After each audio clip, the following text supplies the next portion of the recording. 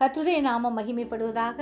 இந்த புதிய நாளுக்காய் கர்த்தரை நன்றியோடு ஸ்தோத்திரிக்கிறேன். இந்த புதிய நாளின் தியானத்துக்காய் எடுத்துக்கொண்ட வசனம் செப்பனியா 3வது அதிகாரம் 17வது வசனம். உன் தேவனாகிய கர்த்தர் உன் நடுவில் இருக்கிறார். அவர் வல்லமை உள்ளவர்.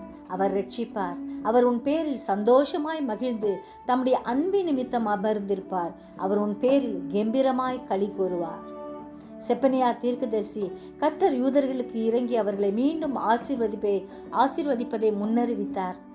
நீதியும் சமாதானத்தையும் தேடும்போது கர்த்தர் நம்மை ஆசீர்வதிக்கிற தேவனாய் இருக்கிறார். கர்த்தருடைய நாள் சமீபம் என்பதை செப்பனியா தீர்க்கதரிசி அடிக்கடி கூறுகிறார். ஆண்டவரை முழுமையாக அண்டிக் கொள்வோம். அவர் நம் நடுவில் இருந்து தம்முடைய வல்லமையை வெளிப்படுத்துவார். நம்மை ரட்சிக்கிற தேவன் அவரே. எனவே நாம் ஆண்டவரை பற்றி கொள்வோம், அவருக்காக வாழ்வோம். அவர் நம்மை பாதுகாப்பார். அவரே நம் நடுவில் இருக்கிறார். ஜெபிப்போமா?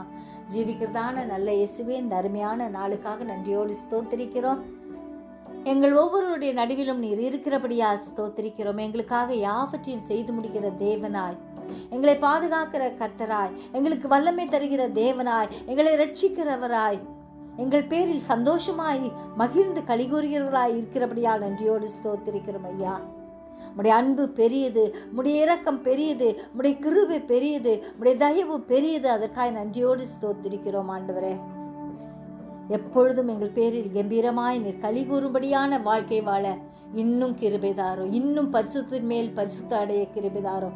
இன்னும் உம்மை இறுக பற்றிக்கொள்ள எங்களுக்கு வேண்டிய கிருபையை தரும்படியாய் ஜெபிக்கிறோம். எங்கள் ஒவ்வொருவரையும் ஆசீர்வதிங்க. தூரத்திலும் சமீபத்திலும் இருக்கும் உடைய பிள்ளைகளை பாதுகாத்துக்குங்க. உடைய கரம் எங்களோடு கூட இருக்கும்படியாய் கெஞ்சுகிறோம். சுகவினரையும் பலவினரையும் தாங்குகிற கிருபை இறங்கட்டும். வேண்டிய சுகத்தையும் பலத்தையும் ஆரோக்கியத்தையும் தாங்க. அப்பா, உமக்காய் வாழ கிருபை தாரும். இயேசுவின் மூலம் ஜெபங்கேளும் பிதாவே. ஆமென்.